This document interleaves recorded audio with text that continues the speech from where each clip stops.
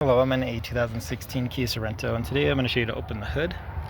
So from the driver's side, we'll pop down and you should see this lever. This will pull and that should release the safety that holds the hood shut.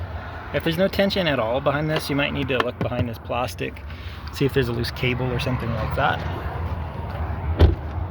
But up front, you should see the hood slightly loose now. That way you can fit your fingers in here. But right here there's a lever. So we're going to push the lever and left.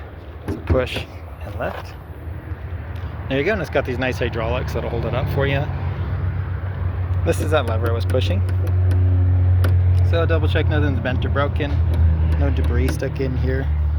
If it's really sticking, maybe try some WD-40 to loosen it. Up top, here's where it was hooked onto. Again, make sure nothing's bent. Also make sure your hood's in proper alignment, because if that's crooked, that could also cause issues. But I hope this is helpful. Hope you have a wonderful day.